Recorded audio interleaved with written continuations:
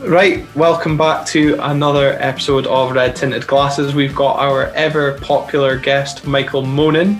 I'll make sure I say his last name right. On the show with us today, and of my co-host, Calum Wright. Michael, Calum, hope you're both feeling a bit better than you were first thing this morning. No, in short. Michael? The progressively worse thing that's... No, I don't know how that happens, but... I actually felt, when I first woke up, I actually felt alright. And then it just gradually got worse throughout the day. Yeah. Michael, of course, there, maybe having one too many celebratory drinks as Hibs finally won a semi-final this season and got themselves back to the Scottish Cup final, where they will face St Johnstone in 10 days' time. Whether or not that will have an influence on this midweek game remains to be seen. We'll come across that in discussion, but we haven't written any notes for this episode, Calum, so this might be a bit of an interesting one, but maybe a sense of what to expect on the watch along on Wednesday night with Michael. You looking forward to doing that? 100%. It'll be a laugh. It could be a disaster because we've not set one up before. We've only ever been live on Football Insomniac. So it'll be interesting. We'll see how it goes, but tune in for that. Make sure you subscribe with notifications on so you know exactly when we go live, etc., etc. And then also just follow us whenever you're tuning in to this podcast too. Little plugs to start off with. That's pretty good, eh? Not bad for being hungover. And we'll probably make no apology just now for any bad language that's used throughout the watch along, because it is just going to be like us sitting at Pittodrie watching the game in real life. It might be a dead rubber, but we did say that we would do it for this game. We're sticking to our word. Michael, as we've touched on, Hibs have reached the Scottish Cup final. Do you think there will be a Hampden hangover as Hibs head north to Pittodrie? I don't think, no. I think... just keep it simple. I don't know, I'm just trying, I think I'm more worried about my hangover than else. I think got places to play for, that's what I'm thinking. More about places to play for rather than anything else. So there's that, but our squad's quite thin on the ground anyway. And I think we just have to focus on the final, to be honest. So do you think then ahead of Wednesday, I know obviously third place is still there to be fought over, and financially it is important to both teams, Aberdeen and Hibs. In terms of European qualification, third place will make no relevance to Aberdeen. It may to Hibs, if depending on your Scottish Cup result. Am I right, Michael? I've got no idea. I think whoever wins it out of St Johnstone or Hibs could then goes playoff of the Europa League, I think. Yeah, but I wondered if St Johnstone went on to win this to complete the cup double, if that meant Hibs would join us in the conference. I think that's right. I think whoever wins the cup gets what you would get for finishing third. Yeah. It was just a sort of given that either Rangers or Celtic would win the cup and or you would play them in the final, so they would finish above you, so you just presumed that you would, but that's all going to shit. But so it's like Aberdeen. I'd rather just win the cup. And then, so as a Hibs fan, then do you care much about these next two league games? Well, yeah, obviously. But I don't want to lose. Yeah. But if you were to ask me if I would rather lose the next two games and win the final, naturally, or win the next two games and lose the final, what do you think I'm going to say? You're obviously going to want to win the final. I'm going to say neither. I win all three games. Well, touche. Mentality monster, Michael. But the thing is, right. This is the same Michael that said he's never confident with Hibs as well. True. For Aberdeen to finish third, right, you just need to beat us like 5-0. And then depending win at Ibrox. Oh, right. Well, if we beat you 5-0, we would go third into the last game of the season, then we just need to match your result on the last day of the season. Right. any win on Wednesday that's less than 5-0 means we need to go to Ibrox and win and hope you fail to pick up anything at Parkhead. Easter Road. Oh, is it Easter Road? Sorry. Yeah. But the point is, we're not going to go to Ibrox and win on Trophy Day when they're possibly trying to be invincible. I mean, Good to see you've got Michael's mentality, Carl. Yeah. I'm thinking that even though Hibs have surprised me many times before in ways that I've not liked, I don't think we're going to lose 5-0 to a team who I don't even know how many goals you've scored this season. Well, we did score 2 against Livingston. Hopefully that's going to give us some confidence, Calum, going into this weekend. And for the first time in a long time, our starting striker actually got a goal. Absolutely insane. Who'd have thought it? Not me. We'll put the Paul Rudd clip in now. Look at us. Hey, look at us. Look at us. Huh? Who would have thought? Not me. Yeah, it's Callum Hendry coming up with the goods. If I could keep harping back to it, if you told me that him of the 3 would be the most successful I got brought in Deadline Day, I'd have said you were mad. Not a chance. But he has to keep his place, surely, for the Hibs game. Yeah, I think he does, and it'll be interesting to see, given how Ryan Hedges performed on last weekend against Livingston, coming on and grabbing what proved to be the winner, whether or not he comes into the starting lineup, and if he does, Calum, at the expense of who? That's a very good point. I'm not sure who that's expensive. I suppose Conor McLennan was playing right back, wasn't he? So it wouldn't be him. Yeah. But Niall McGinn, maybe? perhaps, I think so. Given Niall McGinn's out of contract at the end of the season, do you give Ryan Hedges some minutes? Perhaps. Well, the fact is, okay, Hedges came on and played 20 minutes, and you think that's not a lot, but he has had another week and a half of training to build up his fitness before the game. So he's got, well, I hope he's ready, and just mainly to give us an actual chance of winning the game, to be honest. Yeah, and I suppose, maybe Ryan Hedges fancies a late surge for that Euro squad with Wales. But on the Hibs teams, Christian Doidge maybe for the Wales Euro team, Michael? Aye. Well, there's a guy I follow on Twitter, and he refers to Christian Doidge as Ruud van Nistelrooy, and he's absolutely clinical, by the way. Aye, well, if he stays on side most of the time. Well, Doesn't matter, apparently. Apparently not. Only bad teams lose to Dundee United in the Scottish Cup. Let's have it right. So You're not wrong. I did put that in there.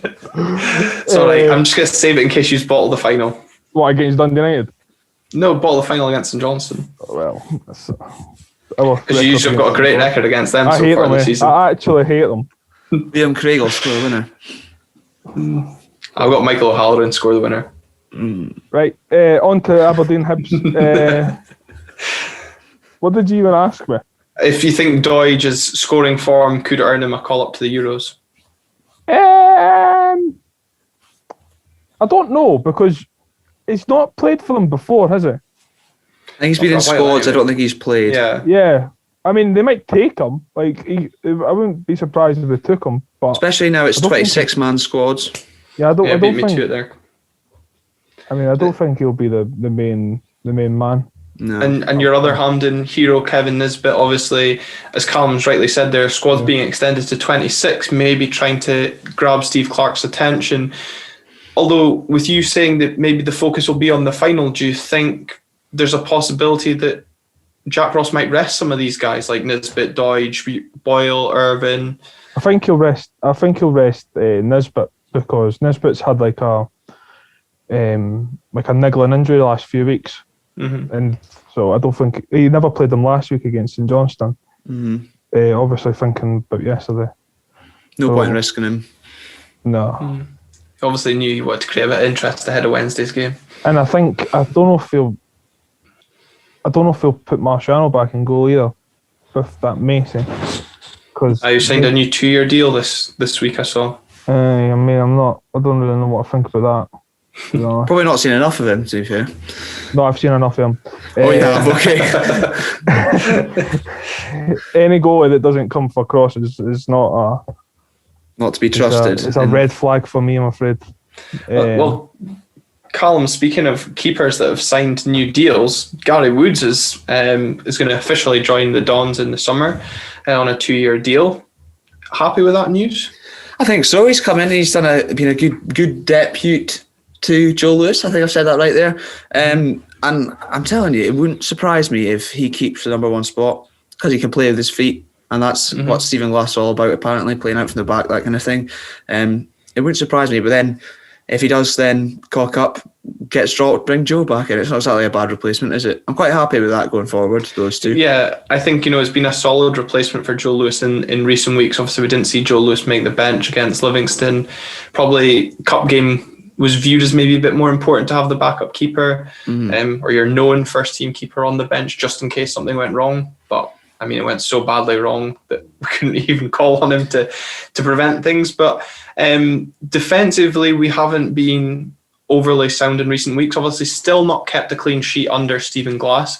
He's gone in and addressed that with the pre-contract signing of Declan Gallagher. So not only have we grabbed Celtic's captain, we've gone on to grab Motherwell's captain. Again, Calum, positive signing for you or concerns around his age? Not for me, I don't think. 30 years old, still okay, got a few years in him. Big, powerful, no nonsense centre-half. Probably limited in terms of his sort of ball playing ability, but I reckon he'll probably have something in mind to have a ball player alongside Declan Gallagher. I can't imagine Andrew Considine will beat that man, unfortunately, rest in peace. But no, I think happy on a free, get a couple of leaders in, rough, tough US Marine. What more could you want? Let's be honest. And Michael, I suppose when you see Aberdeen strengthening by adding Scott Brown, Declan Gallagher to their ranks, do you as a Hibs fan, because it'll be between ourselves, probably in the race for third next season, let's not forget your City rivals, they'll probably be battling in the bottom six. So hopefully. Are you concerned by how we're strengthening, or is it just focus on the job you guys are doing? I mean, I think Aberdeen have had to strengthen. A lot. I mean, I actually think it's a disgrace that we're even in a race with us right now. To be fair, yeah, I was going to say that. Given how terrible we've been, the fact there's even a chance of us finishing third isn't great. I know. But I think we'll strengthen as well, especially if we win the cup, because we've got to get that's a massive windfall. It's like £3 million you get for winning this. I think as well, though, if you're saying your squad's currently a bit stretched, given that whoever wins the cup's going to be in Europe till Christmas, that's going to be a big strain on anybody's squad. A lot of money though coming in. A lot of money, but you've got to be able to use it, especially if there's not going to be any fans in for the early part of next season. So, yeah, that is very true. Yeah, that's a good point. But it's a good problem to have, though. That's also very true. Yeah, thanks for that. Yeah, I'm just saying. Well, especially for those of you that will have tuned in to Dave Cormack and Rob Wicks, kind of update on the Aberdeen YouTube channel. If you haven't listened to it, maybe worth going back and checking out. As Dave Cormack said, the club's lost £10 million this season, £10 million that could have been used towards the new stadium. Obviously, they're in discussions with the council at the possible use of the site down at the beach. And I think, something, given the way the season tickets have been promoted with the video of my home in Aberdeen, I hope that it's something that the club seriously explore, because keeping the club in Aberdeen is obviously what is crucial or important to a lot of the fans, not 7 miles outside of the city. If you're going to say the club is at your home in Aberdeen, please don't move it outside the city. It's maybe a debate for another day. But interesting topics covered, and quite fascinating insights into kind of some of the behind the scenes and how that we've acted early in getting these signings that myself and Calum have talked about there in Gary Wood's permanent and obviously Declan Gallagher coming in. As we look ahead to Wednesday's game, as we've said already, we are doing a watch along for this game. Hopefully both Calum and Michael's hangovers have subsided by then. And well, if you think this podcast has a sense of things to come, then God help you on Wednesday. But we're doing it as a laugh. We haven't been able to get to games this season. It's not something that we'll be doing regularly next season, in the hope that obviously we do get to games. But just giving everybody a bit of a laugh as what has been pretty dreadful season for certainly Aberdeen on the pitch, and begin to draw to a close. But Michael, Hibs haven't won at Pittodrie since 2012. It's a long time. Given what's kind of lying in stake or at stake for Hibs at the business end of the season with 2 games left, do you think Hibs will just play it safe on Wednesday? Yeah. I think we'll just... I think it'll be a glorified friendly. In terms of, so how many changes would you kind of expect? I know you're obviously saying your squad's a bit thin on the ground. Yeah, I think because we've got like players like Darren McGregor, Lewis Stevenson, they'll probably play. Dre Wright, unfortunately, will probably play him. I noticed he doesn't like to play Josh Doig regularly, does he? What's that? He doesn't like to play Josh Doig regularly, who obviously won the Young Player of the Year award. No, he does.